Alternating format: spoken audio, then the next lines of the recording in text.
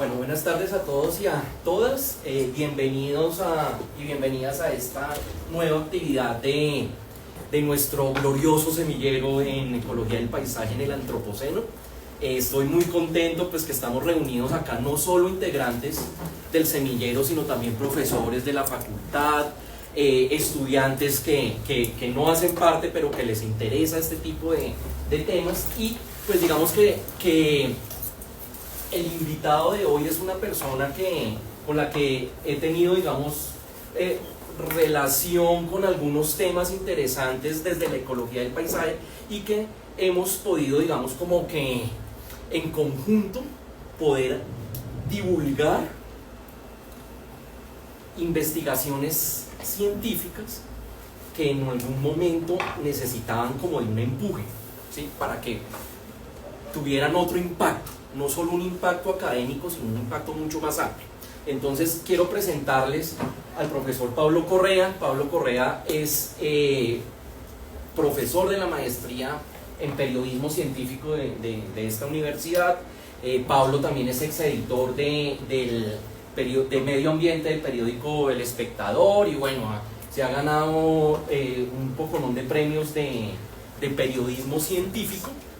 Y pues Pablo hoy nos va a hablar de un tema súper interesante que es cómo divulgar la ciencia, ¿sí? Algo que a nosotros pues al final de cuentas se nos ha dificultado y que es algo súper importante para que podamos, digamos que entrar en otras dimensiones, ¿sí? De lo que es el quehacer como ecólogos y ecólogas. Entonces pues Pablo, bienvenido, muchísimas gracias y adelante. Muchas gracias a ustedes por la invitación, pues un gusto ver este salón tan nutrido.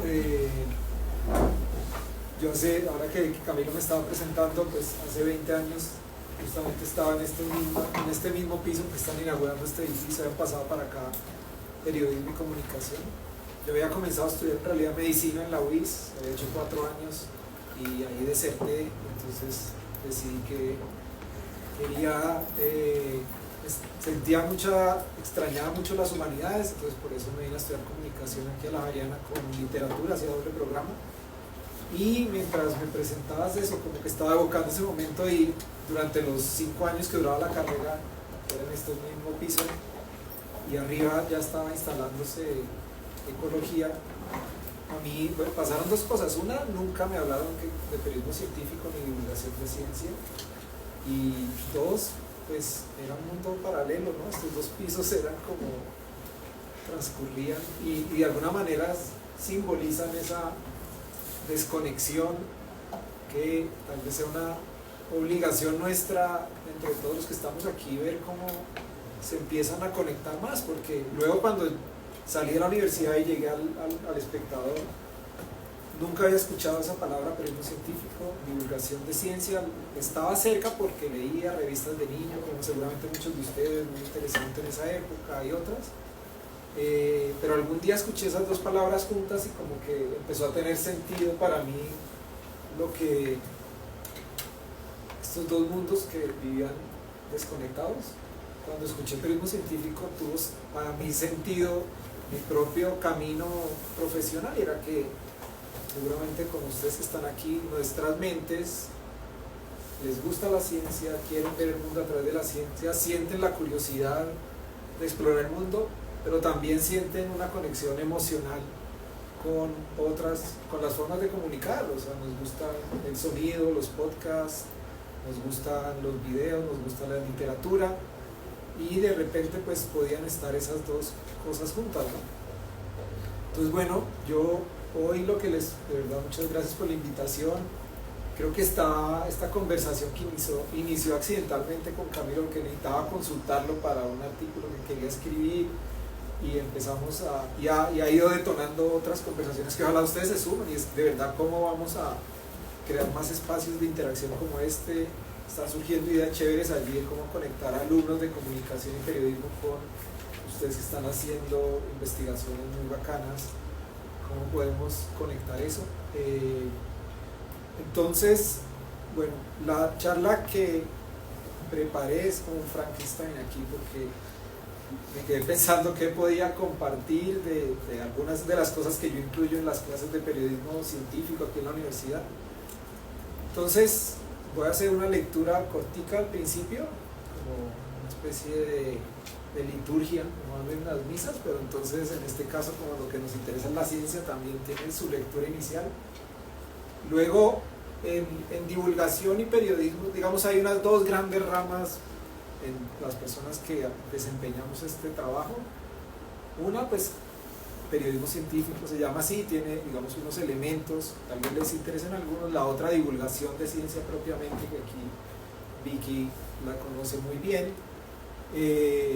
Entonces, la lectura y la presentación se van a dar cuenta que tiene esos dos elementos: explicarles y contarles algunas historias que muestren cómo funciona ese periodismo de ciencia, y la otra, un par de ejemplos, una historia en particular de cómo narrar la ciencia.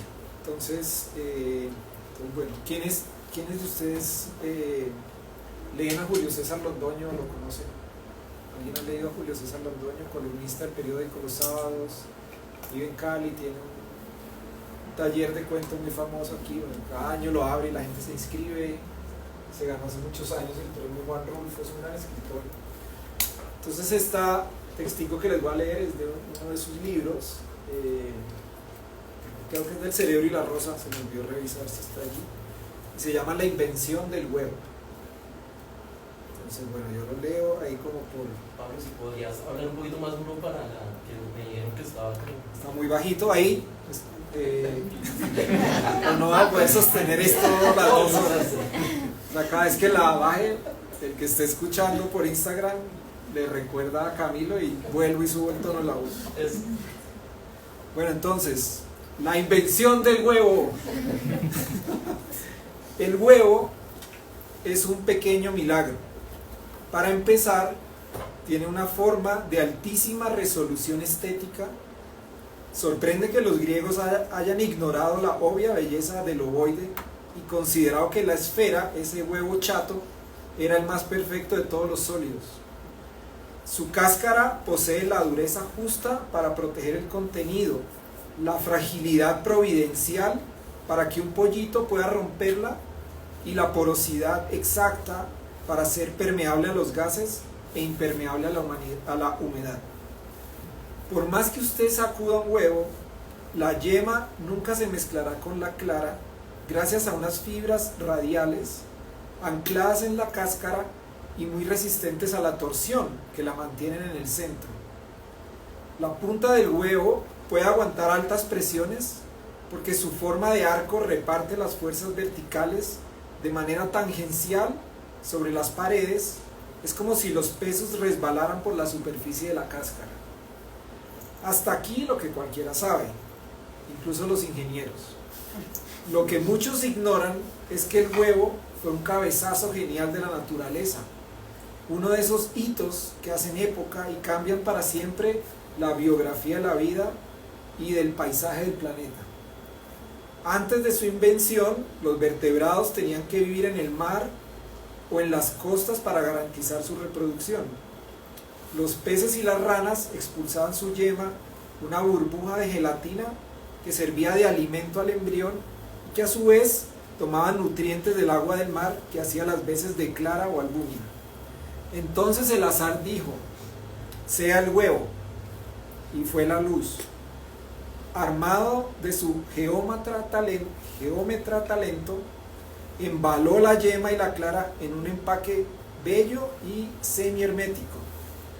El resultado fue el huevo amniótico, una suma exquisita de cáscara, cristales de hidroxiapatito, yema, mar y diseño, que les permitió a los vertebrados que vivían en las costas y en las riberas de los ríos conquistar la tierra. ¿Cómo y cuándo nació el huevo? No lo sabemos. Como es habitual, los restos fósiles escasean cuando más los necesitamos. El primer huevo amniótico fosilizado que se conoce procede de los sedimentos del Pérmico inferior en Norteamérica, mucho tiempo después de que los reptiles ya se hubieran establecido en tierra firme. Tenía aproximadamente el tamaño de un huevo de gallina. Pone una referencia. Los primeros exploradores vertebrados reptaron por tierra firme y se diversificaron en una gran variedad de grupos. Algunos se convirtieron en dinosaurios, otros en lagartos, otros en tortugas. Otros se quitaron las patas y se convirtieron en serpientes sibilantes. Otros se transformaron en mamíferos. Algunos, como el cocodrilo, no se adaptaron nunca al exilio y regresaron cargados de nostalgia al seno de las aguas. Al principio, todos estos reptiles conservaron sus escamas, ese corazón de láminas córneas que guardan entre sí el traslape exacto para blindar los cuerpos sin afectar su agilidad. Pero con el tiempo, las escamas se fueron dulcificando. Unas se volvieron pelo para abrigar el cuerpo e incitar caricias, y otras se adelgazaron en plumas y alzaron el vuelo. Es por esto que propongo una génesis laica que empiece así. Al principio fue el huevo, y el azar vio que era bueno, y dijo a los ovoides: en virtud de esta cápsula daréis 3 saltos enormes, el primero del agua a la tierra, el segundo de la tierra al aire, y el tercero del aire al espacio exterior. Y así fue. Yo le hubiera puesto al plato, pero bueno, entonces Julio César Londoño, para mí uno de los maestros de la divulgación de ciencia escrita en Colombia. Ahorita al final les muestro otra referencia a él.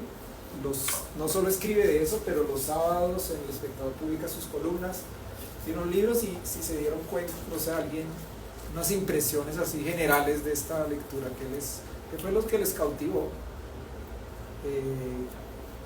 porque sería un gran ejemplo de divulgación y pues de un área que les toca a ustedes también. ¿Qué les gustó? ¿Estaba chévere o no? Sí. La versatilidad que tiene para entregar la información no es algo común. Mentiras, es algo más bien como que se puede digerir fácilmente y no es para un público específico en la rama de las ciencias. Cualquier persona lo puede leer. A mí me llamó la atención la forma de describirlo, ¿no? Yo me iba imaginando como el huevo y cuando lo revuelven, pero no se combina, sí, eso. Sí.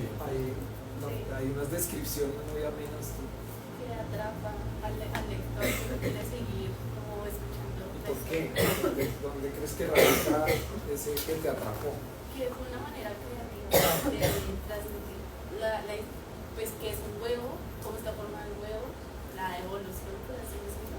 Siento que es muy divertido y entonces ahí surgieron, además de lo que han dicho, no se trata solo de transmitir contenido, no se trata solo de transmitir unas ideas, sino que hay un juego, hay una apelación a otras emociones.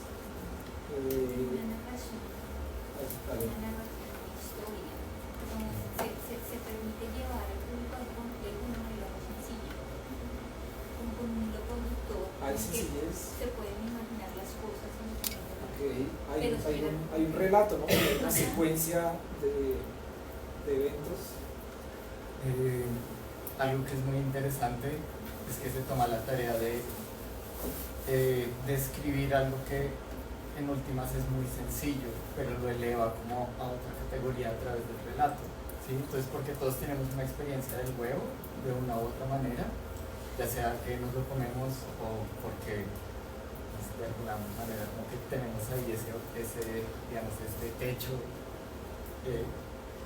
y se toma el tiempo de escribir toda una columna sobre este hecho que es el huevo, y lo va desglosando y es como una disección donde uno empieza, literal nos pone a navegar dentro del huevo, que es algo muy interesante, es algo que tenemos ahí todo el tiempo, pero que tiene una complejidad sencilla pero muy bonita también. Sí, un objeto, un hecho cualquiera, o sea, tan común como que todas las mañanas todos partimos un huevo, se convierte en la excusa para llevarnos a la paleontología, a la biología, a la evolución. Nos está hablando de tantos temas de ciencia sin tener que decir, ¿no? Si es una clase sobre evolución, ¿no? Por aquí, perdí, te doy la palabra. ¿Hay alguien aquí con la mano? No, yo quisiera decir algo, y es que me recuerda mucho las palabras de George Miller, que trabajaba mucho como en la forma de estructurar mensajes, ideas, o sea, que lo que muestra el texto está asociado a qué tan pertinente qué tan significativo y qué tan relevante puede tener el texto, el mensaje que quiero transmitir. Entonces encuentro que tiene como esos tres elementos, la narrativa, muy significativo, muy pertinente, muy relevante, y al mismo tiempo tiene un elemento tangible que enruta la narrativa, que es el huevo. Eso es interesante porque a través del huevo como objeto tangible de la narrativa, el otro puede imaginar y puede soñar y puede navegar dentro de la discusión. Totalmente. Entonces, todo lo que dice, y seguramente podemos enumerar más cosas, sobre todo las analogías, las metáforas que usa allí, que empiezan a entrar como parte de ese juego del lenguaje que nos agrada tanto, pues bueno, son unos de los tantos elementos que van a aparecer en conversaciones como esta. Esta semana, justo yo le estaba contando a Camilo que la clase de periodismo científico en pregrado se matriculan de comunicación y llegan desde biología, o sea, siempre es como la mitad. Apenas entran en el salón, todos los biólogos a un lado, todos los comunicadores al otro, y es muy chistoso, es bonito ver cómo va pasando el semestre y empiezan a descubrirse unas miradas muy distintas a esa edad, porque entonces el primer trabajo es hacer un perfil de un científico, vamos todos, entrevistamos a alguien y tienen la tarea de construir una narración sobre esa persona. Cuando entregan los perfiles y los empezamos a leer entre todos, obviamente parte de 100, cuando tienen que contar la ciencia, ser precisos, poner datos, poner contextos, los textos de los biólogos súper firmes en eso, ¿no? Pero es difícil leerlos, o sea, arrancan aburridos, yo siempre les digo el primer impulso es que arrancan como si fuera una entrada de Wikipedia, entonces que primero la evolución es, y luego, y los comunicadores empiezan a mostrar y les pasa al contrario, empiezan con los textos que uno, pero eso empieza a quedar vacío porque le esquivan la ciencia, cada vez que hay un concepto no se meten por ahí, no meten los datos que son, se equivocan en los datos. Entonces, pues un gran reto aquí es como de nuevo unimos esos dos pisos, como unimos esos dos lados del cerebro, como unimos esas dos vertientes, porque termina pasando como un gran ejemplo para mí esto. O sea, Julio César Londoño empezó estudiando ingeniería, le encantan esos temas y es capaz de coger un huevo y contarle a uno la ingeniería y la evolución del huevo al mismo tiempo. Entonces, este no está, porque no tiene pila. ¿Qué está pasando? No, creo que no tiene pila. Mira, no tiene pila.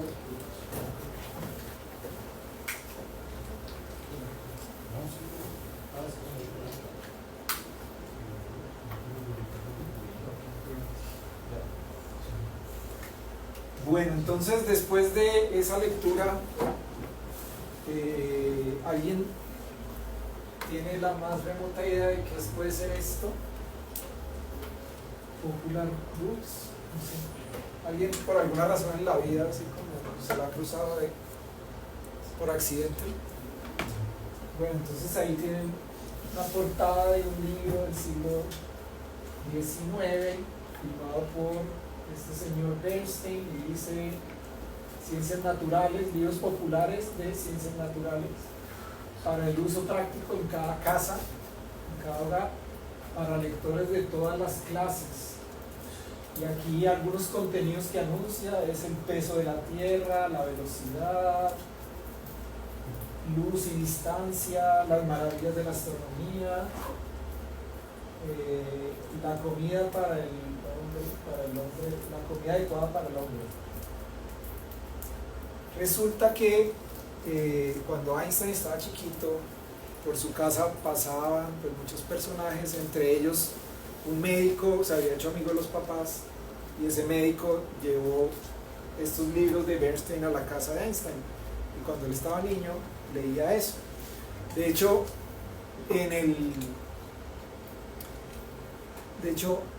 bueno, ustedes han escuchado que Einstein jugaba mucho a imaginar, o sea, como que hacía experimentos mentales, ¿no? ¿Qué pasa si voy montado en un rayo de luz? ¿Qué pasa si caigo infinitamente? No sé, como era el tipo de razonamiento que usaba, un razonamiento, tiene algo narrativo, ¿no? ¿Qué pasa si estoy en esto? Esos juegos mentales era una forma también de Bernstein de presentar la ciencia en ese momento, la forma de hacer divulgación en ese momento. O sea, Einstein en parte luego cuenta que eso venía de allí, de esas lecturas de niño, de estos libros que cayeron en sus manos. Y a mí me encanta este ejemplo porque siempre cuando hay que encontrar una razón para dedicar tiempo a la divulgación o al periodismo de ciencia, pues tal vez es la que más me gusta, o sea, la responsabilidad que tenemos de que las ideas viajen a las mentes que lo necesitan y sobre todo los más pequeños o los más jóvenes, porque no sabemos lo que puede pasar cuando uno junta, ¿no?, esas mentes curiosas con las ideas necesarias. ¿Qué puede pasar? Y bueno, aquí pasó, gracias, en parte esos libros cayeron en manos de ese niño alemán, quién sabe cuántos más, y ya sabemos el final de la historia. Pero también me gusta esta confesión de Einstein de cómo los libros de ciencia le hicieron desconfiar de la autoridad. Y a mí me gusta porque esconde también una noción de poder muy fuerte e importante cuando logramos que en una sociedad las ideas de ciencia salgan de los círculos donde son cultivadas, buscadas, que migren a otros, porque tal vez sí de muchas maneras van a vacunarlos contra los poderes políticos que se basan en la autoridad, porque sí, contra formas religiosas que se basan en la autoridad, porque sí. Entonces hay como una forma de rebeldía sana que tal vez va acompañando esas ideas. Entonces, bueno, y lo vimos en la pandemia. O sea, un ejemplo cercano es 10.000 ejemplos que cada uno de nosotros vio y vivió, en los que se recomendaba hacer cosas prácticamente basadas en la autoridad de alguien. En los políticos, esta era no sé si era la Secretaría de Salud del Valle o de Cali, supuestamente creo que también era, que tenía un título en salud pública, al que estoy dudando. Médicos que se presentaban como médicos y porque tenían una bata y decían que había que tomar acitromicina y esto, y entonces la gente lo empezaba a tomar.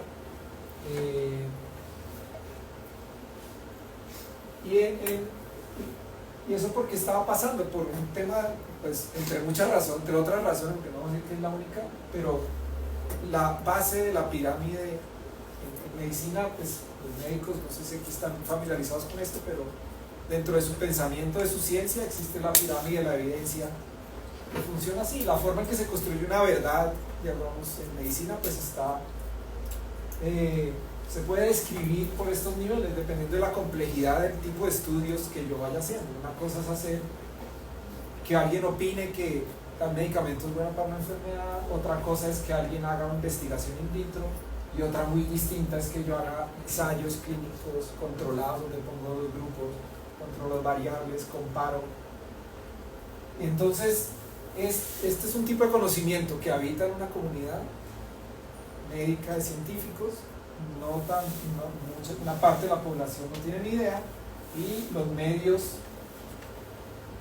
como el que vimos opina un experto y convertimos esto en verdad. Entonces, digamos, les decía lo de Einstein porque es una forma en que si la ciencia está llegando a la población, a las comunidades a las que pertenecemos, no solo están viajando las ideas, sino también una forma de autonomía, de saber poner distancia con las autoridades, porque sí.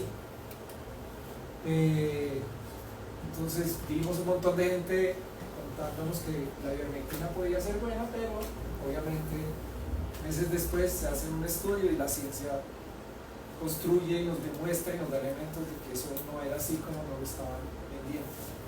Entonces, como les decía, esta primera parte ya estamos entrando en ese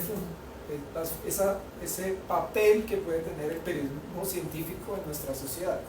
O sea, necesitamos contar historias, ideas, o sea, cualquier tipo de situaciones que están ocurriendo en la ciencia para ver cómo la llevamos a las comunidades. Y no es inofensivo eso, o sea, porque es que si imaginamos mundos donde eso no ocurra, sí hay consecuencias. Este, por ejemplo, es un estudio que hicieron en Australia, y cuando se hace mal también tiene consecuencias, ¿no? Este es un estudio en Australia en el que aquí lo que están viendo es la disposición de la gente a vacunarse o no vacunarse durante el COVID. Y si se dan cuenta, pues hay una gran variabilidad a lo largo del tiempo. O sea, hacían encuestas para saber si la gente quería no vacunarse. Y si se dan cuenta, los picos donde la gente no quería vacunarse, tenía miedo, coincidían con noticias de COVID o mal dadas. Pues AstraZeneca produce la vacuna, ¿no? Unos trombos, se caían las tasas de vacunación. Cuando científicamente, pues cualquier intervención tiene efectos colaterales, cualquier intervención, solo que hay que dimensionarla bien, o sea, 1 en 1 millón, no sé, puede ser lo mismo que una hemorragia por aspirina, estoy inventando la cifra.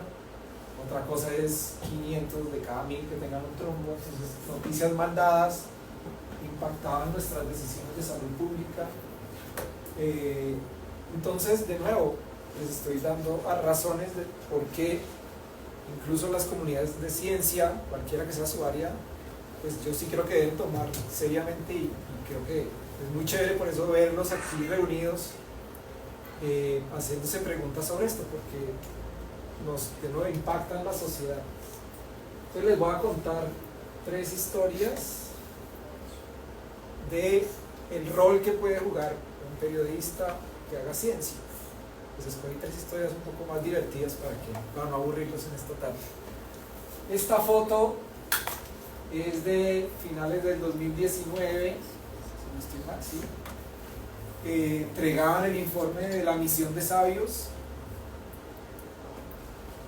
20 años atrás a alguien también se le había ocurrido que la solución a los problemas de Colombia era una misión de sabios, que ya ese concepto es problemático, ¿no? Porque cuando uno dice misión de sabios es que eligen a unos que sí saben y el resto nos toca esperar que ellos nos digan qué es lo que hay que hacer.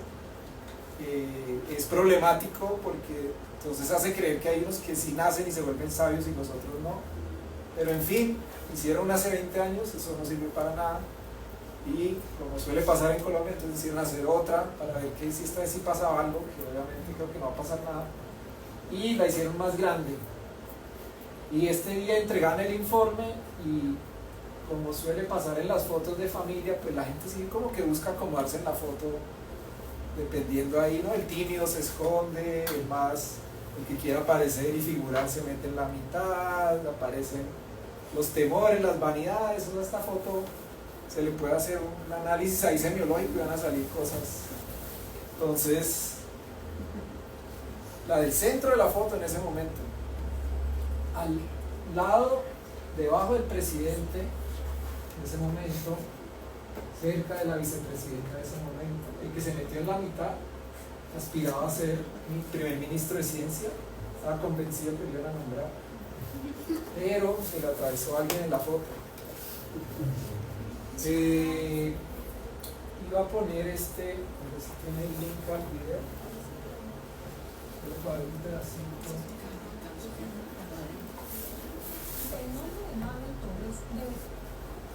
Vamos a ver solo un pedacito para que los que no lo vieron en ese momento, no se acuerdan, se pillen un poco la narración, cómo está esto narrado, qué es lo que nos están contando de una científica.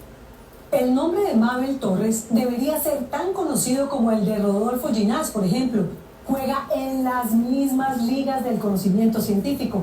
Es una bióloga con una sonrisa enorme, casi tan grande como su deseo de que el país voltee la cara hacia el Pacífico. Un paraíso para la ciencia y el desarrollo, pero que es tan desconocido como ella misma. Tatiana Benza se metió al laboratorio de la doctora Torres y vio el esfuerzo con el que investiga detrás de la cura contra el cáncer y otros males. Yo vi una imagen cuando estaba niña, cuando tenía como 4 años, y salía por primera vez de Vallasolano en el televisor, de una noticia que decía, esa señora pues que tenía un padecimiento y la mostraban, pues imagínate, hace ya 40 años y un poquito más, y la mostraban y mostraban el sufrimiento, y al final decían que era una persona que estaba sufriendo cáncer. Y yo creo que como que esa imagen me impactó mucho y me marcó bastante. A Mabel Torres esa imagen le marcó la vida, tanto que todavía se acuerda de esa mujer con cáncer, sufriendo por culpa de la enfermedad, que aunque fuera apenas una niña, en un pequeño rincón del Pacífico chocuano, decidió que su propósito sería combatir esa abominable enfermedad. Mi papá decía que yo tenía que ser abogada porque era muy sociable, muy comunicativa. Yo le decía, no, yo no quiero ser abogada, yo quiero ser médico y encontrar moléculas para curar el cáncer. Entonces, yo desde muy chica tenía ese sueño de la investigación. Estoy revisando la morfología del ganodermo. Al final no fue ni abogada ni médica, sino bióloga. Lo suyo era la ciencia, y buscando la molécula milagrosa para derrotar al cáncer, Mabel terminó demostrando que es una de las mentes más brillantes del país. De compuestos bioactivos para cáncer que es impresionante. Si yo no dejo mi laboratorio por nada del mundo, porque ahí mezclo, no lo he podido dejar. Ahí mezclo, ahí hago ensayos, ahí mejor dicho, eso es como un juego todos los días. Bueno, paremos ahí, pero aquí tiene un intento de una periodista de un medio de comunicación masivo, el Caracol Televisión, en un programa de horario AAA, o sea, esto lo ven millones de personas, un intento de narrar la ciencia. Ella se encuentra un personaje que es científica, que hace algo y nos está contando eso. ¿Qué vieron en ese video hasta ahí? ¿Quién alcanza? ¿Cómo está narrado ese personaje? ¿Qué tipo de lenguaje están usando? ¿Hay algo que les molestó, que les agradó?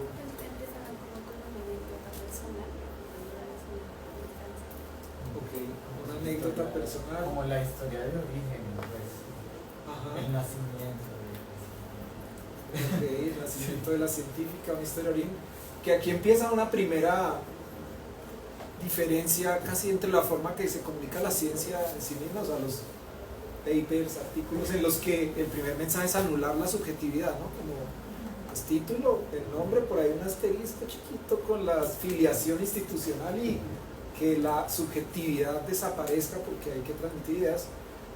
De nuestro lado, todos los estudiantes de comunicación que pasan por estos salones casi que les enseñan lo contrario, por eso construyen historias así.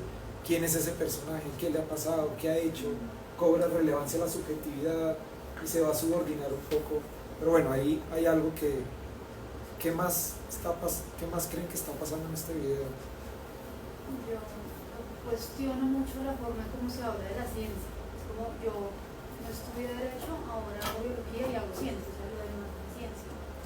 Y eso es muy común de escuchar en muchas disciplinas, y creo que no está asociado a eso. Pues yo lo cuestiono, es como la acción de la ciencia, sí. Es como ahora hago ciencia. Como si fuera algo... como si fuera distinto lo que hace la ciencia de la biología respecto a otras disciplinas que pueden estar haciendo también. Están construyendo conocimiento en otros marcos que pueden ser igualmente válidos y científicos, pero no de hay clichés. Ajá, hay clichés en esa forma de narrar al científico. Hay un imaginario erróneo de la ciencia total. Hay mucho drama en el lenguaje, la abominable enfermedad, una exageración, dramático, amarillismo dramático que también entra. ¿Cómo? Bueno, pero tristemente esto sale en ese programa de televisión. Este programa es antes a la misión de sabios, o sea, esto ya estaba la misión de sabios, pero sale como en octubre en Caracol. Viene ese final de la misión de sabios. Ese mismo año, por fin, después de no sé cuántos años que llevaban todas las asociaciones de la Academia Nacional de Ciencias, etcétera, allá tocando puertas a ver si algún día convertían a Colciencias en un ministerio para que les hubieran la dignidad. Por fin lo habían logrado. Entonces coincidía políticamente la entrega de ese informe de la misión de sabios con la inauguración del Ministerio de Ciencias, y Duque y Marta Lucía Ramírez, que ya sabemos que no eran los más destacados en su propio oficio, tenían la misión de elegir la primera ministra de Ciencias y deciden que es ella. Y deciden, creo yo, que es ella por el impacto mismo, o sea, cómo la esfera mediática también termina colisionando, o sea, impactando la política. A los ojos de un político o una política como ellos, bastante ignorantes en muchos sentidos, les pareció perfecto esto. Alguien que estaba metido ahí en esa misión, si me había dicho, oiga, ese personaje está muy extraño, tiene un cuento muy raro.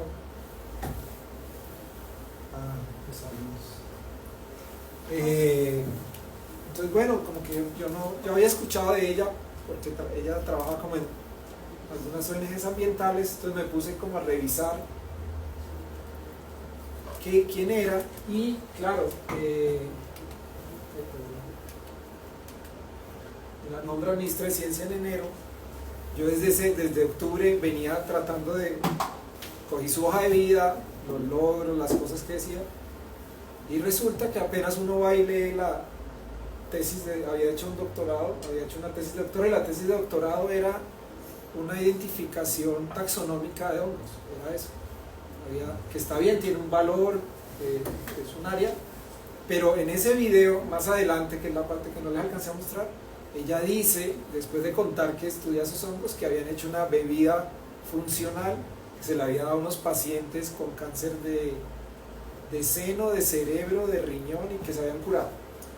¿Cómo es posible que alguien diga eso, que alguien se declare científico, que esté en la misión de sabios y salga en un canal de televisión que lo ve todo el mundo a decir que tiene una bebida que cura el cáncer, y peor aún, que los demás no reaccionemos? Por eso era importante que, si tenemos esa rebeldía de alguna manera del resto de la sociedad, si tiene alguna relación con la ciencia, entonces yo asumo que yo soy la tercera persona, además de sus jurados, que leyó esa tesis, para darme cuenta que no tenía nada que ver, o sea, la distancia entre tener un fármaco contra algún tipo de cáncer y haber hecho un estudio taxonómico, o sea, son 30 años de investigación y quién sabe cuántos millones de dólares, ¿no?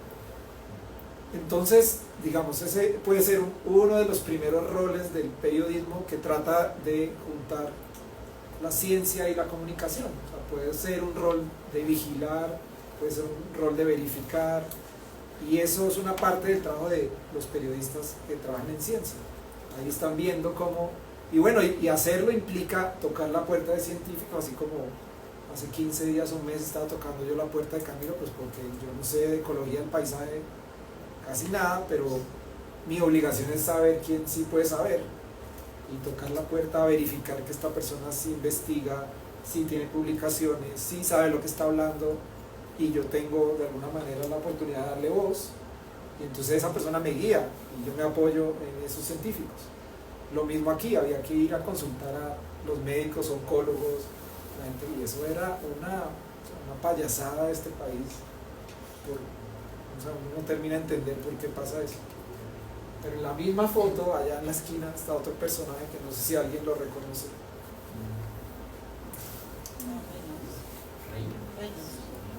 Exacto, Jorge Reynolds.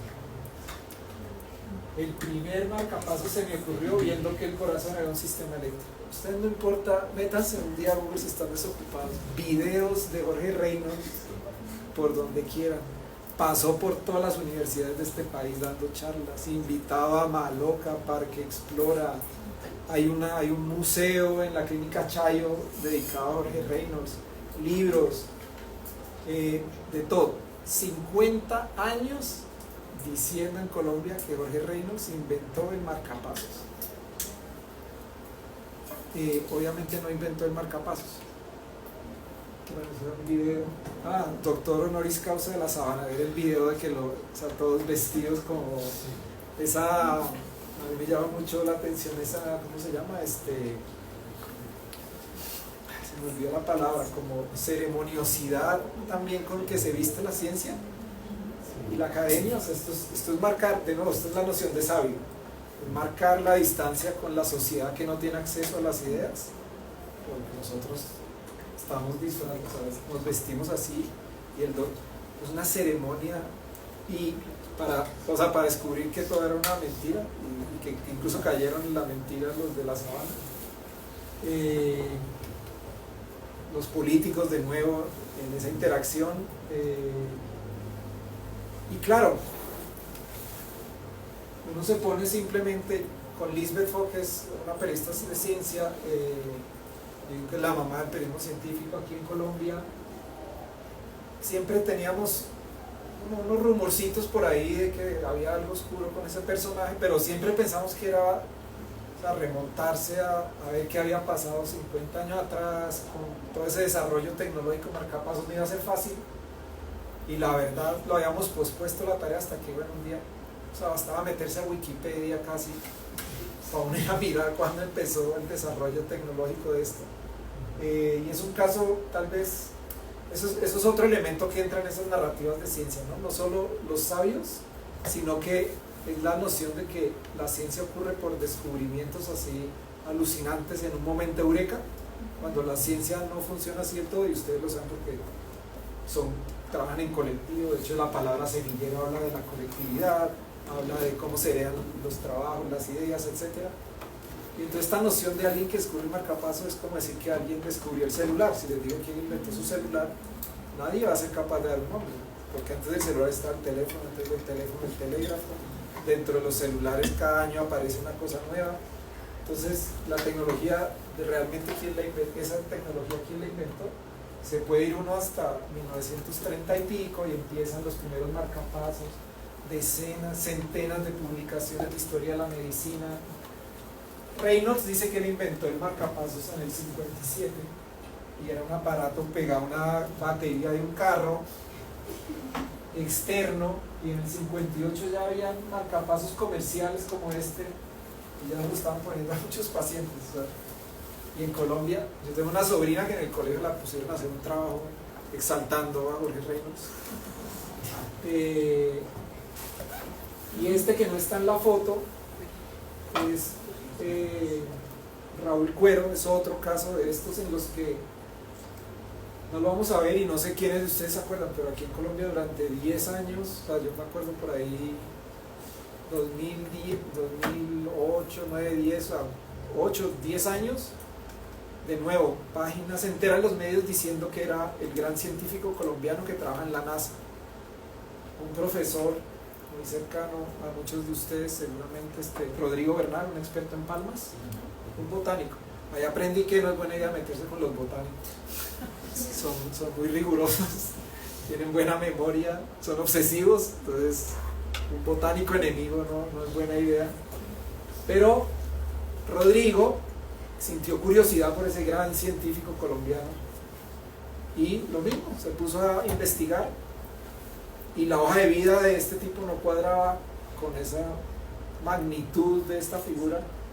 No aparecían publicaciones científicas, no aparecían ni en número, ni eran de la calidad que decía. Trabajaba en una universidad catalogada como en el ranking 70 en Texas. Averiguó en la NASA, no trabajaba en la NASA, a pesar de que su biografía se llama De Buenaventura a la NASA. Un premio que le habían dado en el Congreso, tampoco existía, ni siquiera le habían dado la medalla del Congreso. Bueno, Rodrigo se sentó y escribió un artículo, Los dudosos honores del científico Raúl Cuero, y ahí desmenuza todo esto que pasó. Pero este es quizás el mensaje que resaltaría hoy: el precario estado de la ciencia en Colombia y la pobre percepción que ella tiene en la sociedad se han puesto en evidencia en los últimos años con el endiosamiento que los medios le han hecho al científico colombiano. Numerosos periodistas han escrito impresionantes panegíricos sin el menor espíritu crítico, sin verificar fuentes, basados únicamente en información suministrada por él, lo cual no sería un problema si esta información fuera exacta, pero no lo es. Entonces, ya los casos que le he sumado suman todo lo que ustedes ven en los medios de pseudociencia. Este me lo voy a saltar. Otro caso patético: y vacuna del papiloma humano, se riegan unas noticias por todas partes, y la consecuencia de eso, caen las tasas de vacunación contra papiloma 80%. Yo siempre digo que hay mujeres que van a morir de cáncer de cuello uterino en Colombia, y ninguno de los periodistas que en esos días hicieron mal su trabajo van a reconocer que es culpa de ellos. O sea, esas mujeres eran niñas, se podían vacunar, no se vacunaron, se van a contagiar del virus del papiloma, algunas les va a dar cáncer, algunas van a fallecer, y por un problema de inexistencia de periodismo científico, de periodismo mal hecho, de desconexión de las comunidades de ciencia con los medios. Voy a saltar esto. Entonces, bueno, hasta ahí lo que les quería contar es eso, estas dos ramas grandes que pueden existir: periodistas de ciencia que entran en diálogo con las comunidades de científicos de distintas áreas para tratar de llevar ideas de ellos a una población más grande, que tienen que jugar una especie de control también político, esa es otra dimensión ahí, que tienen una tarea de hacer investigación también sobre ciencia. También un periodista de ciencia puede tratar de denunciar también fenómenos que ocurren dentro de la comunidad científica, porque las comunidades científicas también están hechas por humanos, también tienen vicios, abusan del poder, también dicen mentiras, hay problemas de 10.000 tipos. El periodismo científico, si madura en serio, también puede ayudar, digamos, a hacer más sano eso. Entonces, esa rama, periodista de ciencia, cuenta cosas que hacen los científicos, pero tiene otras tareas: denunciar, vigilar, etc. Pero está la otra rama, que es la que más quizás les interesa a ustedes, que es divulgación de ciencia, que de ahí el título engañoso con el que los trajimos, porque no era solo sobre cómo narrar la ciencia, también había algo de periodismo. Pero este es un ejemplo que logré construir y se lo muestro a los estudiantes, que espero que ejemplifique un poquito lo que habíamos comenzado a hablar contigo de la subjetividad. ¿Alguien entiende ese título? ¿Quién es el duro aquí?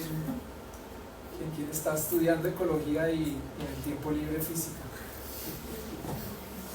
Pero eso sería importante con lo que ven ahí, mi idea. Es que ya de entrada el título es, ¿cómo decirlo?, repugnante. En el sentido de que uno como que sí, está interesante, pero no quiero leer eso. Okay. Está demasiado críptico, claro, en un primer instante. O sea, eso y la piedra de Rosetta, o lo mismo para nosotros, ¿no? Pero es la forma en que se comunica la ciencia, ¿no? Cada comunidad tiene un lenguaje, tiene unos conceptos, tiene unas obligaciones históricas también, que la forma en que funcionan esos journals, la forma en que funciona esa comunicación, los códigos con que ustedes tienen que armar sus papers para enviar a publicar, tienen ese lenguaje particular para cada uno. Obviamente aquí los mejores amigos físicos de Droz, de Piro, me imagino que vieron eso y fliparon inmediatamente. Entonces, lo que les quiero mostrar con esto es ese ciclo de cómo pueden viajar las ideas de ciencia, un ciclo de vida, un poquito de esas ideas de ciencia. Nacen así, ese proceso ustedes lo conocen 10.000 veces mejor que yo. Generalmente en las instituciones científicas, universidades, institutos de investigación, debería existir una oficina de comunicaciones o alguien que se encarga de las comunicaciones, preferiblemente alguien que tiene una formación en periodismo y divulgación de ciencia, porque aunque no hable ese idioma como está ahí, debería hablar un poquito Spanglish para poder hablar con ellos. Y esa persona, generalmente, cuando aparece ese descubrimiento o esa publicación, ocurre una primera traducción. Entonces miren, ese que les puse ahí es el comunicado de prensa que construyen dentro de esa institución y lo publican en su página, lo mandan por correos, sale de su institución para relacionarse con el mundo. Entonces allí dice: LIGO y Virgo realizan la primera detección de ondas gravitacionales producidas por una colisión de estrella de neutrones. Ya, pero todavía no. Ahí va. Está en proceso. Exacto. ¿Cómo? Ya se entienden las palabras. Ya se entienden las palabras, que eso es interesante, ¿no? ¿Cuáles? ¿Qué reemplazaron? Porque pues nos pusieron estrellas de neutrones. Aquí decía estrellas de neutrones. Nos pusieron una palabra, pero nos dieron primera detección. Ya primera, ahí hay una señal de algo que está ganando en importancia. Ondas gravitacionales, colisión, pero es cierto, estamos todavía lejos. Esto, si leemos solo el título, lo va a entender alguien que esté metido en ese campo. Pero bueno, si leemos aquí, por primera vez los científicos han detectado de forma directa y simultánea ondas gravitacionales. Nos explican que son ondulaciones en el espacio-tiempo. Y la luz proveniente de una colisión espectacular de dos estrellas de neutrones. Esto constituye la primera vez que un evento cósmico ha sido observado tanto en ondas gravitacionales como en luz. No sabemos, los que no teníamos ni idea que eran ondas gravitacionales, espacio-tiempo, no es, pero claramente no es esto un proceso de traducción. Hay millones más de personas que sí ya lograron entender qué era lo que pasaba ahí. Entonces, ese paper se empezó a convertir en un comunicado de prensa o en una forma de comunicar menos compleja. Hubo un proceso de traducción y esos comunicados de prensa entonces llegan a manos ya de periodistas, por ejemplo, periodistas que trabajan en agencias de noticias, o personas allí en EFE, que es una agencia de noticias. Debe existir un periodista, ojalá de ciencia, que está monitoreando, que ya está mucho más relacionado y dice, ok, esto es importante, leyó otras cosas y construye una forma que los periodistas le decimos noticia. Los periodistas trabajamos con géneros, distintos géneros, entonces uno es noticia, otro es crónica, otro es reportaje, otro es perfil, y dependiendo, yo digo que son como vasijas que uno las usa dependiendo qué necesita meter en esa vasija. Si necesito contar una persona o contar qué hace una persona, pues uso un perfil. Si lo que estoy es que me invitan a una salida de campo, me van a pasar muchas cosas, tal vez voy a usar la crónica, en la que puedo enlazar muchos eventos en el tiempo. Si hay una polémica como la de que están destruyendo la conexión Andes-Amazonas, de pronto me sirve más un reportaje, que es como un coro de voces. Habla Camilo, pero habla otro investigador y otro investigador, y en ese coro de voces puedo de alguna manera atrapar el problema. O una noticia, que es contar qué, cómo, cuándo, dónde pasó algo. Y entonces miren el título que pone ese periodista: detectan ondas gravitacionales 100 años después de que Einstein las predijera. Ese sí lo leerías. ¿Todavía no? Pues ya está más interesante. Okay. ¿Y por qué? Pues bueno, es que hay varias cosas, y es que, por ejemplo, ya utilizan la figura de Einstein, que ya en el inconsciente colectivo es como esta figura del genio, ¿no? Es como el genio científico. Entonces como que ya algo que hable sobre Einstein va a ser como, como que llama la atención.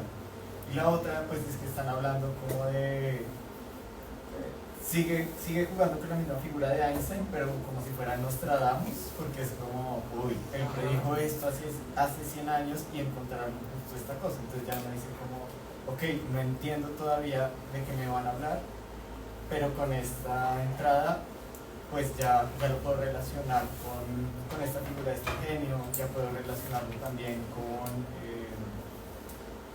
pues, o sea, como que ya lo vuelve más grandilocuente, porque ya están hablando de, esto lo predijo Einstein hace mucho tiempo y lo lograron encontrar. Entonces también como que se vuelve no solo información, sino que ya dentro de la historia de la humanidad, pues ya es como un poco más relevante. Ahí nos dijiste exactamente lo que hizo el periodista o quien lo haya redactado, y la pregunta es, ¿qué hay debajo de eso? ¿Cuál es la preocupación debajo de lo que acabas de decir? La preocupación es que comunicar esto, quien los autores del paper, ¿cuál era su preocupación? Su preocupación era transmitir una idea, era decirle a sus colegas, pasó esto en nuestro campo, descubrimos esto y están en un registro totalmente informativo. Están diciendo si dos estrellas colisionan y pasa la nucleosíntesis y las ondas gravitacionales.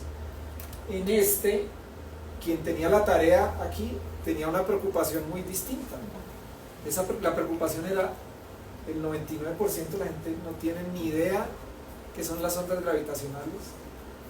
Sus vidas no se van a ver afectadas en lo más mínimo por las ondas gravitacionales. No les interesan las ondas gravitacionales. ¿Cómo hago que les interese leer esto? Entonces, la preocupación se invierte totalmente. Su principal preocupación es comunicarse con esa audiencia.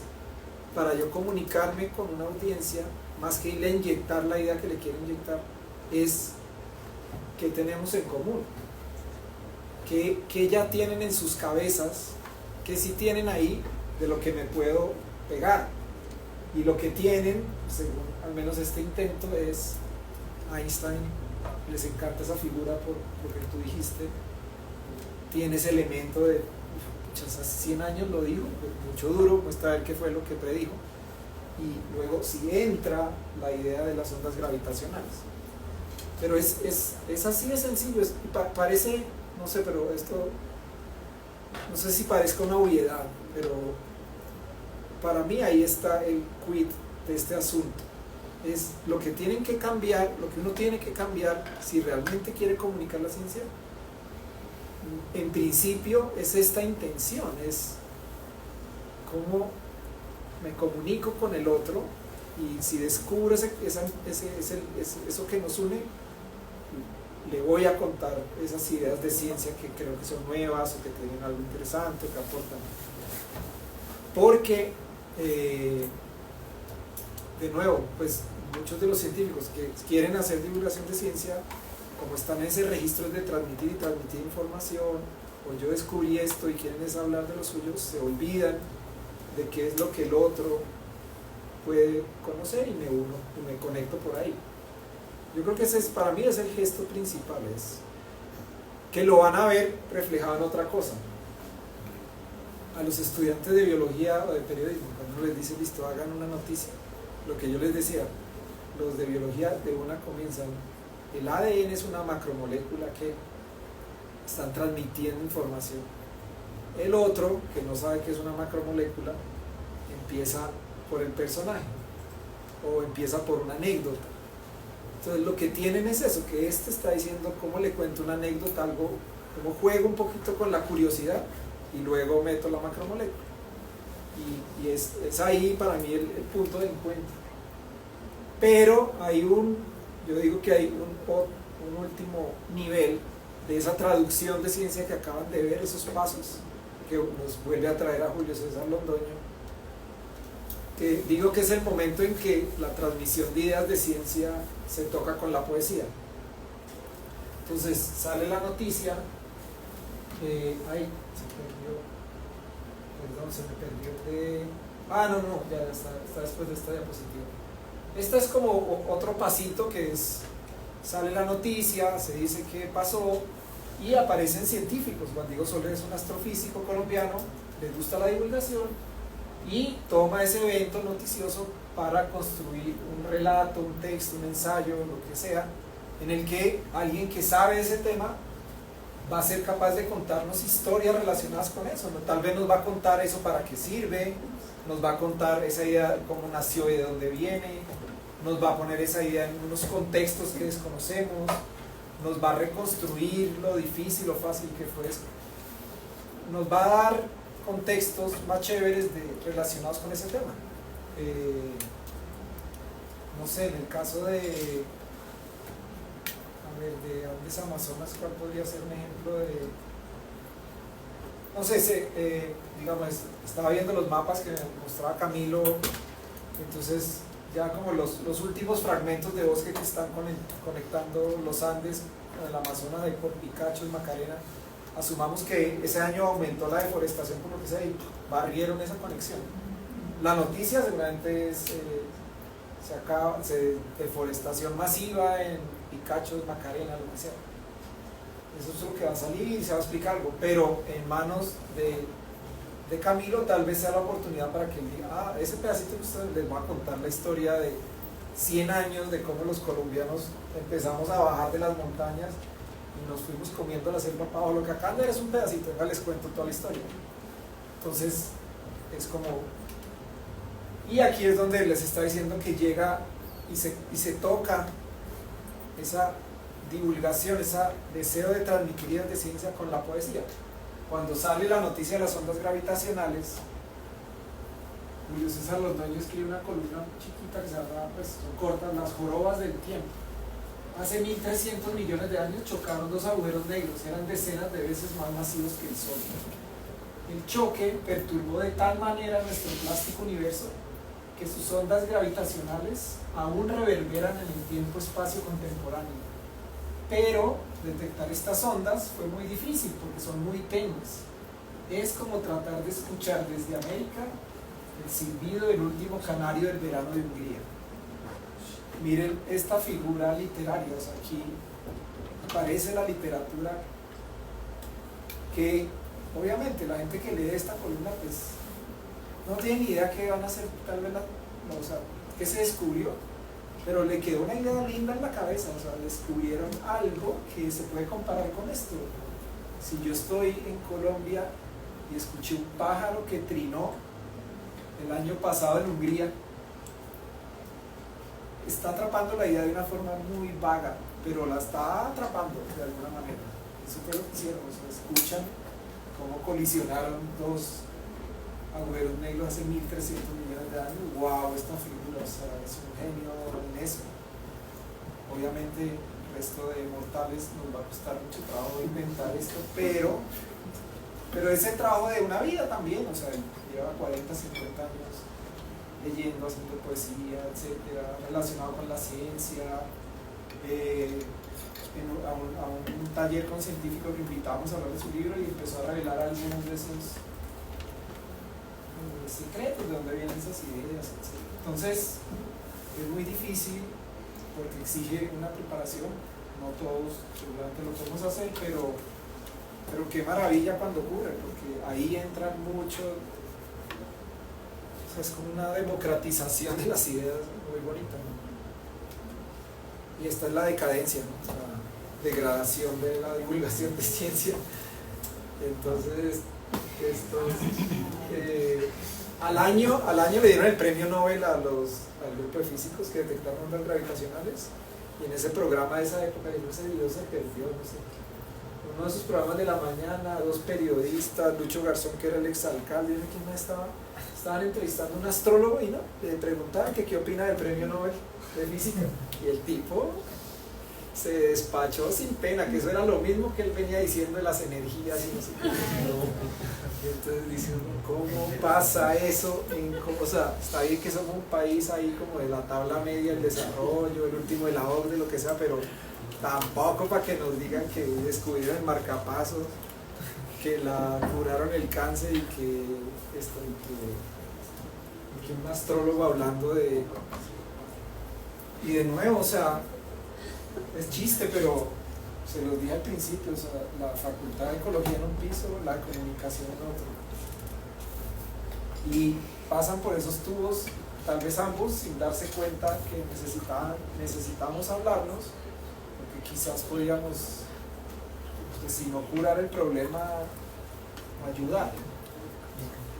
Es lo que pasó también hace poco con esta chica, Geraldine, la astronauta, la Geraldine Fernández, la que dijo que la estudió el trabajo como es la niña y pues la verdad que vieja tan dura, porque llegó como muy lejos, incluso cuando todo el mundo decía como, oye, ya eres mentira, ella decía, no, pero es que exageré, y después al final es como, no, al fin no hice nada, y ya todos es como, sí, ya sabíamos que no habías hecho nada, pero como que mantuvo esa mentira tanto, sí, que hasta se fue hasta escuchar haciendo arboleda y toda la cosa. Y es que los espacios, claro, la mayoría de científicos, la gente que sí trabaja de manera seria, pues conviven con la duda, conviven con la ambivalencia, saben que como todo, cualquier declaración está llena de riesgos, evitan esa exposición pública, entonces se esconden, tienen miedo, lo que sea, totalmente válidos, pero esos lugares son colonizados por otras especies. Entonces, pues sí, hay que tener cuidado, por eso agradezco esta invitación, de verdad, Camilo, a todo el semillero, pues querer escuchar ahí un cuento, ver cómo empezamos a conectar. Volviendo al libro que les mostraba, que cayó en manos de ese niño, que luego nos explica el espacio-tiempo que está pasando con los niños y las niñas en nuestro país, o sea, ¿qué les está llegando? ¿El mensaje de los astrólogos o mensajes de otras comunidades? Vicky aquí, que trabaja con niños y niñas, ha sido muy chévere, hemos tenido unas interacciones con unos libros de cuentos para niños y ver la reacción de esos niños y niñas, que unos juegos y experimentos que ellas les hacen, que les ponen sus batas, gafas y unos juegos allí de distintos, ¿no? De astronomía, de química.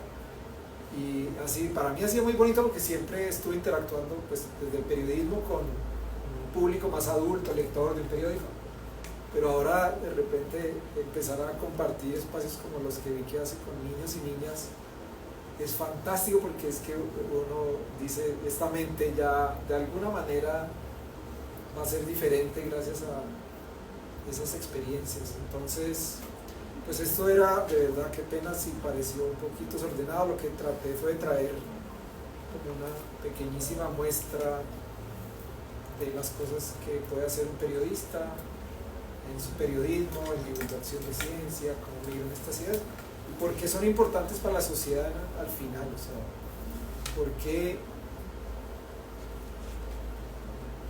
pasa cuando a una sociedad no le llegan ideas de ciencia, y qué pasa cuando sí están fluyendo esas ideas a otras capas de la población. Entonces, bueno, ahora sí, comentarios, preguntas, aportes. Profe, primero, muchísimas gracias por la presentación, estuvo realmente muy buena, muy divertida, realmente los temas, los conceptos realmente muy cleares. Y relacionado con eso, yo tengo una inquietud, que obviamente eso es un proceso larguísimo y entiendo que puede ser muy complejo, pero algo que me inquieta es precisamente el último ejemplo. Eso es puro activismo, eso es puro como un elemento idiosincrático en el que ponemos en este momento la astrología. Gana campo y es muy filial hacia las personas, pero la ciencia no es permeable para esas personas. ¿Cómo hacemos, o cómo podría hacerse para que cualquier público sienta una afinidad por temas asociados a la ciencia? No puedo, o sea, más allá de ciencias biológicas, más allá de las ciencias físicas, de ciencias exactas, no sé, puede ser cualquier tipo de ciencia, pero siento que igual hay una desconexión ahí, que no es fácilmente ni explicable ni detectable. Entonces no sé si a partir de la divulgación se puede llegar a solventar ese tipo de como error. Pues yo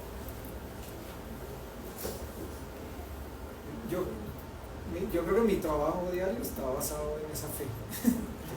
Ojalá pase, o sea, que cada esfuerzo que hacemos por eso en algo debe impactar a alguien. Es difícil de saber qué tanto. 2012-2013 viví ese año en Boston, y para mí ver una sociedad que es como una meca de nerds, y uno va al bar y el menú está en una tabla periódica, las sillas están pintadas tienen ecuaciones, hay un museo de ciencia con juegos para los niños, la televisión, o sea, está Dora en Estados Unidos, ¿no? Dora la Exploradora, los nerds son personajes de las películas, que es un héroe que siempre resuelve algo, ¿no? A través del intelecto, Stranger Things, cualquiera que tome. O sea, es una cultura que ha insertado de formas muy creativas la ciencia, y pues no es por nada que producen mucho, como o sea, que son una máquina de producción científica. Los nerds allá, digo yo, no son excluidos. Yo conocía, o sea, de niño crecí con dos, o sea, ultra nerds. No, la historia tiene un montón es divertida, pero la voy a hacer corta. Uno de ellos logró, eran hermanos, uno de ellos logró programadores, pero autodidactas de niños, a los 14 años programaban lo que fuera, mejor IFES de Colombia ese año, etcétera. Uno, el hermano, se logró ir a Irlanda con una vida muy digna, trabajando en una de esas empresas de tecnología. El otro no pudo, socialmente más, menos hábil socialmente, se quedó en Colombia, no se adapta a las empresas le tocó empezar a inventar unas cosas. Es un genio, de alguna manera, en su campo, súper creativo. Yo siempre he pensado, ese niño, ese adolescente o ese adulto crece en una sociedad como Boston estaba teniendo un emprendimiento de tecnología mundial. Aquí es la burla, no le gusta el fútbol, etcétera, etcétera. Entonces, impactar esa cultura, abrir espacio para esos temas, reconocer esas formas de pensar, alimentar esa curiosidad. Pues yo no sé cuál sea la fórmula, pero asumo que pasa en muchas dimensiones. O sea, hay que trabajar con los colegios, los profesores de ciencias, hay que trabajar en las universidades, en los medios, o sea, hay muchas dimensiones. Pero la aspiración final, yo creo que es impactar la cultura, que entre la ciencia como una parte natural de la cultura. Lo que te decía, pues que un menú sí pueda tener la forma de la tabla periódica, que nadie se escandalice ni le parezca raro. No estoy diciendo que sea la mejor idea del menú tampoco, pero llegar a eso me parece que es como la ambición. Desde tu punto de vista, Si no sales en Instagram, que no hable más de tantos decibeles, ¿cuántos? Desde tu punto de vista, ¿qué opinas sobre los divulgadores científicos de YouTube, los youtubers, por ejemplo? Creo que me olvidó justo lo que... Esa pregunta que me haces conectaba con esta, el tarot. Entonces ahí, no sé, aquí ahorita levantan la mano. ¿Quiénes creen que debería prohibirse el tarot en los medios de comunicación? O sea, que no debería haber una página que hable del tarot y les diga Tauro. ¿Quiénes creen que debería eliminarse? ¿Quiénes no les importa? ¿A quiénes creen que debería eliminarse? Sí, de los periódicos. Como la sección del horóscopo. Sí, sí, horóscopo. Pero levanten así como con convicción la mano. Listo. ¿A quiénes les vale 5 que esté en la página? Ok, bueno, entonces hay dos posturas. De hecho, una vez Juan Diego Soler era como, esto porque existe y siempre pelea con ellos. Y yo decía, ¿qué importa? O sea, tal vez no importa tanto, al punto que hay gente extrema, o sea, muy buenos científicos que les gusta relacionarse con el tarot de alguna manera y no está afectando su ciencia tampoco. Entonces creo que hay esas dos miradas. Si lo conviertes estas otras formas culturales en enemigas y están atentando contra la ciencia, o tal vez sí pueden convivir, y lo que hay que hacer es elevar ese nivel de importancia de la ciencia. Y un ejemplo que conecta con ustedes, que me parece maravilloso, es el tarot de la ciencia que hizo el fútbol. A la gente le gusta el tarot, ok, ese es el vehículo. Vamos a hacer un tarot de la biodiversidad. Los que lo han visto, unos dibujos bellísimos, tiene información de especies, las ideas de especies de Colombia están viajando ahí. La discusión del otro, bueno, es abierta, pero digo, son esas dos posturas. Y eso conecta con tu pregunta. YouTube, ¿qué es YouTube? Es un canal masivo de televisión de mucha libertad. Antes el poder estaba concentrado en unos pocos. Por ejemplo, si tú quieres hacer un proyecto de divulgación de ciencia y nos vamos hace 30 años atrás, ¿qué te tocaba hacer? Pues rezar que alguien que... Que pusiera atención, que alguien me pusiera atención. ¿Y ahora qué harías? Tener un canal Abrirlo. de Instagram, abrirlo. Y si lo haces bien, perfectamente puedes tener más seguidores que un medio de comunicación masivo que le pertenece a un millonario. Entonces eso a mí me parece una ventaja increíble de nuestros tiempos, o sea, que un ser humano puede abrir una cuenta de lo que sea y evitarse los intermediarios y el poder y relacionarse directamente con la audiencia, y si tiene el talento, el tema y lo hace, es súper poderoso, ¿no? Entonces, pues para mí el criterio es los que lo hacen bien y los que lo hacen mal, tal vez. No sé, comentarios. ¿Cómo ves tú ventajas y desventajas en las dos vías de el periodismo al científico versus el científico a ser periodista? O sea, porque son, creo, canales diferentes, lo que tú dices, cada uno de ellos puede partir de una intención diferente, pero ¿cómo ves tú que la relación puede ser más llamativa desde el periodismo hacia el científico? Entonces tú ir a buscar a el científico a Camilo, o que Camilo se vuelva un divulgador de ciencia por sí mismo. Sí, para mí esa pregunta siempre emerge, y hay gente que le fascina la pregunta y le dedican conversaciones interminables. Para mí es como, ¿cuál es la diferencia en llegar a Barbosa desde Bucaramanga o desde Bogotá? Pues si estás en Bogotá, ve a Barbosa, y si estás en Bucaramanga, llega a Barbosa. Son caminos distintos, pero deberían llegar más o menos al mismo punto. Si tu formación es de ciencias, si te interesa la divulgación, pues te tienes que entonces comenzar a alimentar de este tipo de literatura, estos tipos de formatos, etc. Y al otro le toca ponerse a estudiar ciencia, a ver cómo se acerca. Generalmente, y yo creo que en ecosistemas mediáticos más maduros, por ejemplo, en Estados Unidos, por la intensidad de la ciencia, por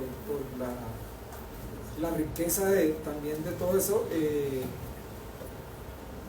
la divulgación se está haciendo muy también especializada en muchas ocasiones. Entonces los científicos que tienen esas habilidades lo hacen muy bien, encontrar algo, una idea de ciencia explicada por un científico que ha desarrollado las herramientas de divulgación. Eso me encanta, me parece muy poderoso. Pero claro, empieza un poco a reñir, porque si eres un gran científico y para mantenerte vigente estás en una institución y te toca estar publicando cosas, tienes estudiantes, tienes investigaciones y grants, tienen menos tiempo que la mayoría, y a veces es una tarea que se pospone para más tarde en sus vidas, o lo hacen ocasionalmente. Entonces necesitas muchos comunicadores que se interesen, porque esos sí están trabajando directamente en eso. Yo creo que deben habitar todos, o sea, que lo chévere es construir comunidades de científicos interesados en divulgación, periodistas, divulgadores y creadores y artistas, bailarines, titiriteros, o sea, lo que sea que les interese la ciencia, a que se conecten, hagan cosas conjuntas. Hoy en día también es muy difícil pensar proyectos chéveres de forma tan individual en comunicación. O sea, si quieres hacer un documental, necesitas el de sonido, el de cámara, el de no sé qué. Entonces, yo diría que esa pregunta, disolverla y únete a otros y trabaja en tu debilidad, y si es la comunicación o si es la ciencia.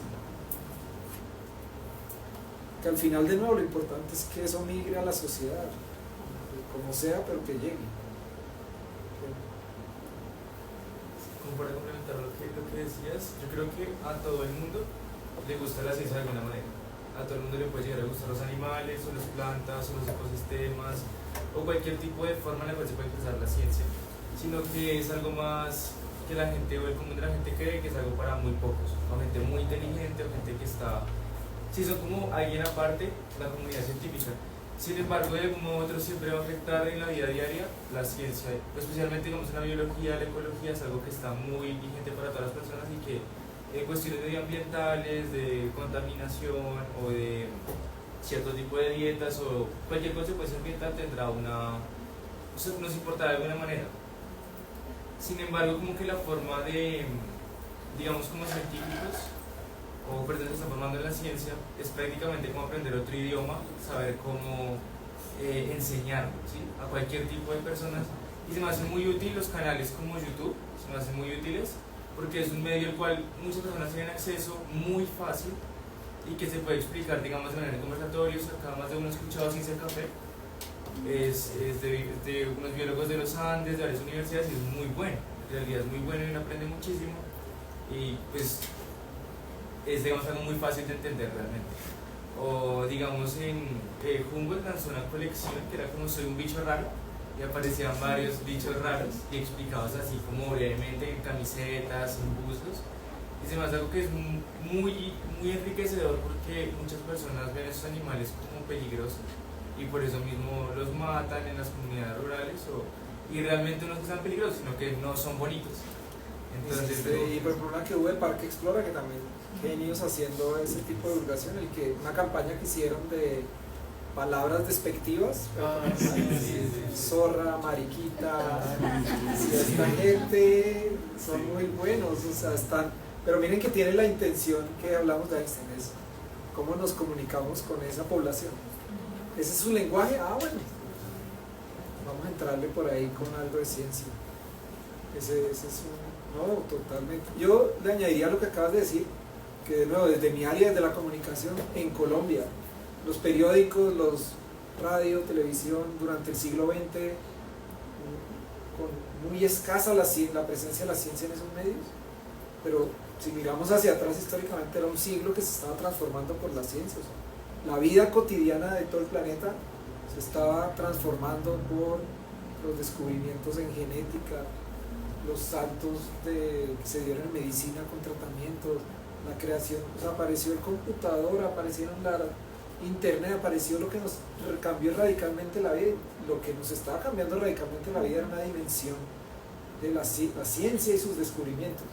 Y ahora estamos entrando al 21 con una crisis ambiental global y que va a transformar todo, la economía, la forma en que consumimos energía, la forma en que usamos tecnologías, la forma en que nos relacionamos, la forma en que nos movemos, la forma en que consumimos.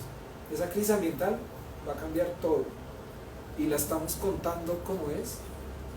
La mayoría de gente no tiene ni idea de qué está conectado con qué, pero ahí está pasando. Van a cambiar los sistemas agrícolas, van a cambiar todas las industrias y no la estamos contando bien tampoco.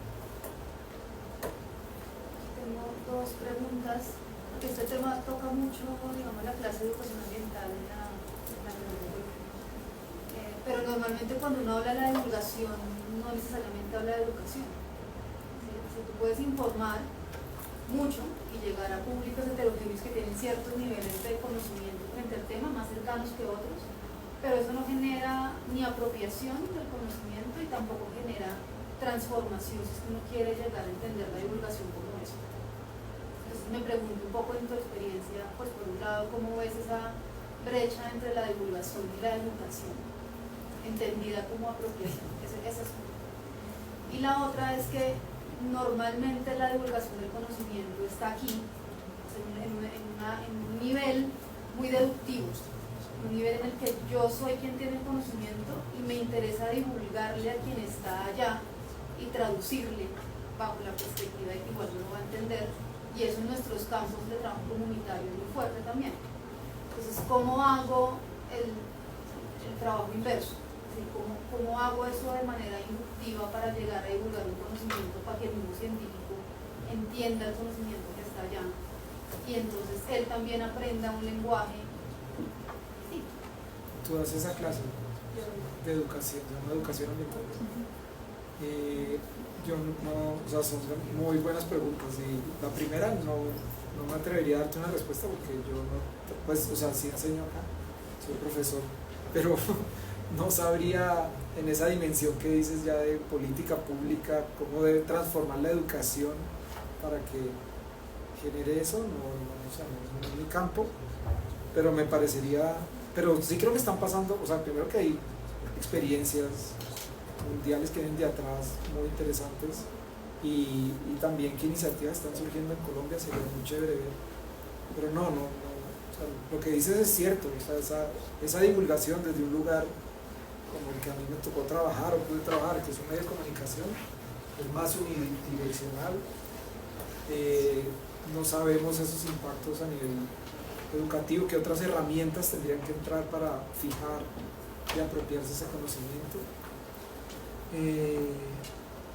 Y la otra que dices también es también es un gran reto que creo que es una conciencia que empieza a ser compartida hoy, es cómo complementamos esa ecuación, o sea, cómo no es unidireccional, cómo dar voz a, pues o sea, es que, a ver, caso. No, o sea, lo que te diría es que estoy como en un proceso también de descubrimiento de eso. Ahorita justo estoy haciendo una maestría en historia y el proyecto de investigación es trabajar con Tropenbos, Carlos Rodríguez y Clara, que llevan 30 años escuchando el conocimiento de las comunidades indígenas y cómo, digamos, en mi caso, o sea, en un caso así chiquito particular, bueno, cómo uno también puede entrar a escuchar y a participar de ese pedacito.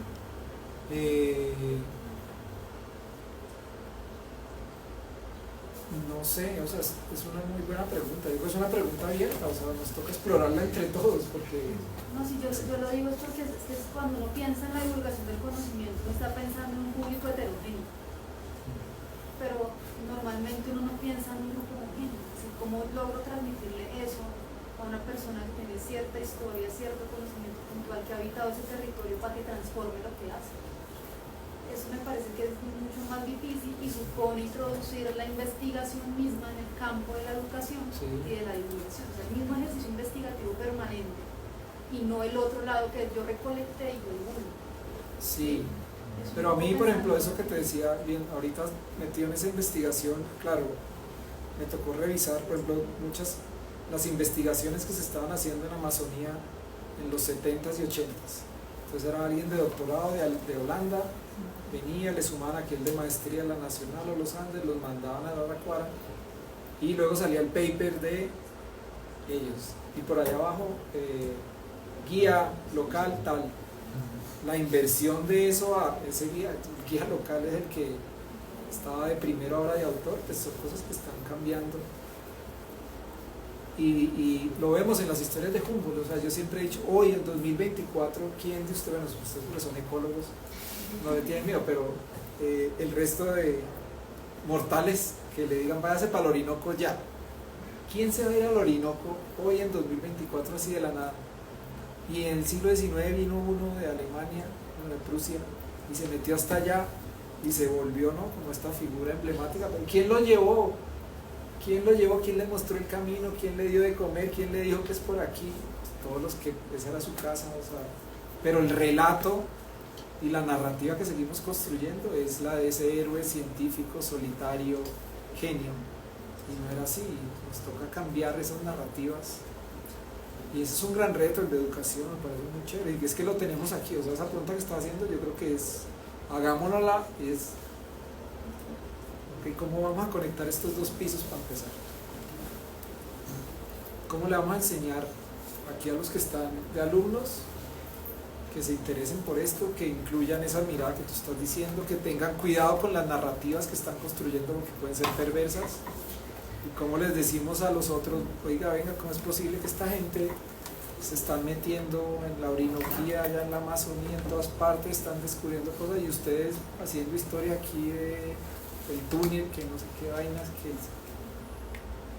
lo tenemos ahí? Y de nuevo, me parece muy chévere. Si esto es un principio, al menos que nosotros que nos estamos conociendo hagamos algo, hagámoslo, porque es necesario. O sea, invitadísima a una de las clases de periodismo científico, viceversa. Ahí estamos hablando con Camilo que una posibilidad que vemos es ver si se detectan listas de temas en los que están trabajando en ecología y hacer una especie ahí de festival o sesión en la que le muestren a los comunicadores estamos en esto y que ellos digan, uy, qué chévere esto y me va a pegar acá. Hay caminos, pero nos toca crearlos porque no lo sé. No, primero que todo, pues muchísimas gracias, creo que fue inspiradora tu charla y aunque lo sentiste desordenado, creo que aquí lo percibimos así como súper bien planeado. La pregunta que te tenía es si tú sabes si hay algún tipo de grupo, colectivo, consorcio o algo en Colombia que reúna científicos con comunicadores, pero que no se asociado a ningún medio, o sea, que no sea de algún periódico, canal, nada, que simplemente sean científicos, sin importar la institución, periodistas, y que estén como trabajando de la mano, porque sería muy chévere construirlo si no existe. Sí, pero pues puede ser una distorsión de mi personalidad. En general, me gusta mucho la espontaneidad. Cuando estaba trabajando como periodista ambiental, todos los años había algún congreso, nos veíamos con los periodistas de Latinoamérica y al final de la reunión siempre era: vamos a hacer el grupo de periodismo ambiental de Latinoamérica. Eso inmediatamente implica un chat, los chats se ponen pesados, etcétera, etcétera, etcétera. Y yo les decía, y sin embargo, aunque no existe formalmente, sí existe, porque nos conocemos, nos vemos, nos queremos. Cuando yo necesito a alguien o alguien me necesita a mí, nos escribimos. Un día he trabajado con este, otro día con el otro, y cuando vamos a ver, ahí está operando. El sector ambiental es un gran ejemplo de eso. En el sector ambiental hay un grupo que ustedes lo deben conocer, ahí como entre el Foro Nacional Ambiental, que están unos más viejitos, otros más jóvenes, y llevan 25 años sin que, bueno, se llama, pues tienen el Foro Nacional Ambiental, pero eso es como una formalidad. Alrededor de eso hay otro mundo informal en el que pensaron este país desde hace 30 años en términos ambientales, que fueron capaces de incidir en política, o sea, metieron en la Constitución cosas, que han impulsado leyes, que han puesto gente clave en puestos importantes. Colombia, mal que bien, tiene esa legislación ambiental bastante rica, a pesar de todos los problemas, y uno les pregunta, eran tomando café, se reúnen a hacer una fiestecita, se conocen, son amigos, trabajan distintas cosas, operan. Eso para decirte que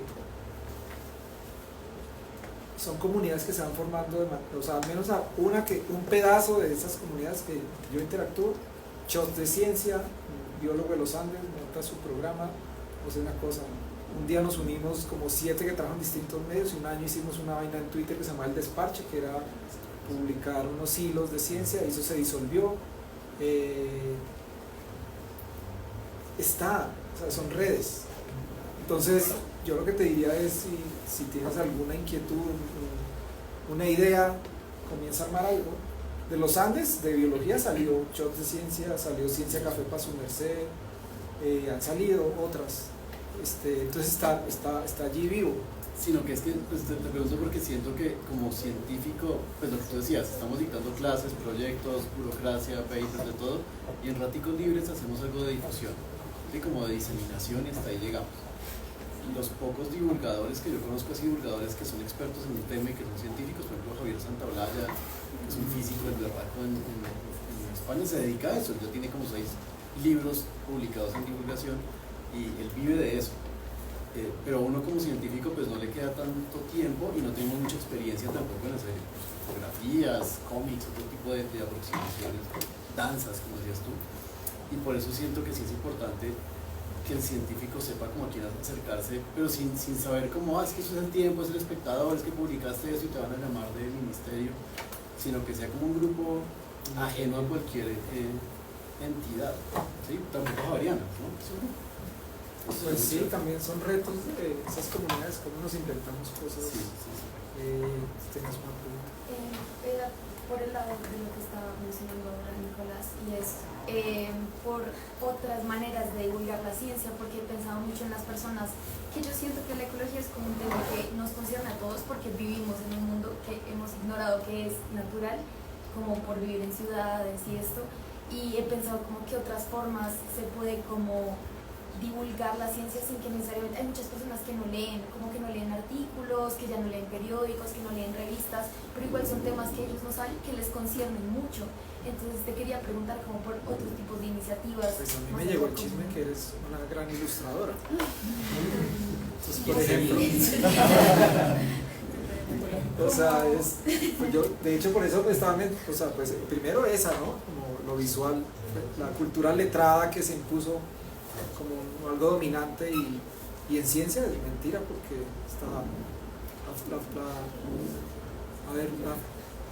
no sé si estoy diciendo una imprecisión histórica que me acaba de, pero la fotografía o el video nacen, tal vez el video, las películas empiezan con una intención científica, era que había una discusión sobre cómo galopaban los caballos, entonces no me acuerdo cómo se llama, decide que tiene que poner varias cámaras, dispararlas a una velocidad para definir cómo era el galope.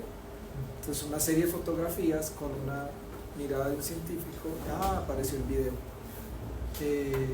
visualmente. Y muchos otros muchos instrumentos vienen desde la ciencia y luego migran a la cultura popular y se integran a las artes. Entonces, pues ahí hay un poder que tú, por ejemplo, tienes, una cultura visual unida a la ciencia, que es más poderoso que eso. Yo siempre, ya te doy la palabra, a mí un ejemplo que también hay otra forma de pensar. No sé si conocen esto que hace Science, que es un Dance Your PhD. Es un concurso anual de que los estudiantes de doctorado tienen que hacer un video bailando su tesis de doctorado, ¿sabes? Entonces, de física, de química, eso. Hay unas cosas como creepy, ¿no? Pues hay unas cosas ahí que uno ve, pero a mí lo que me gusta de eso, independientemente de si les van a gustar o no los videos, es esta cultura de apertura, de saber que las ideas tienen que manifestarse de distintas maneras, de acabar un poco con esa noción académica tan acartonada, jerárquica, soberbia, encumbrada, aislada. Esto es una cosa de nuestra cultura, son ideas. ¿Cómo las vamos a compartir? Las pintamos, hacemos caricatura, bailamos, hacemos poesía, escribimos ensayos, porque lo otro es una especie también de soberbia intelectual. El mío solo se comunica de esta forma. ¿Para qué? Si pertenece a la sociedad, a la humanidad, o sea, y por ejemplo lo tuyo, pues serás tú la que nos va a decir cómo es que se debe comunicar la ciencia colombiana a través de un arte particular colombiano también, que eso es lo que me parece chévere y valioso. También necesitamos modelos que no estén copiándolo de afuera, sino cómo va a entrar la estética colombiana para divulgarse nuestros valores culturales, nuestros colores, nuestros animales, ¿cómo va a ser? Pues ya nos mostrarás más pronto que tarde. La última y vamos cerrando. Sí, es que algo a lo que nos enfrentamos es asumimos como esa labor de contar, pues por ejemplo yo cuento historias, pero las personas cuentan la información de otra manera, y usualmente cuando uno se enfrenta pues a contar está siempre esta premisa de por qué esto importa, ¿cierto? Como que siempre que se cuenta algo está como esta cuestión de, bueno, ¿yo cómo hago para que esto se nota que realmente importa? Pues que a uno le importa y uno también lo logra comunicar, pero quería preguntarte, pues desde donde tú estás y desde tu trabajo, ¿cómo haces ese proceso? O sea, ¿cómo dices, justamente, cómo hago para que la gente le importe esto? ¿Y qué herramientas también usas tú para eso? Que fracasé como conferencista. No, mentiras.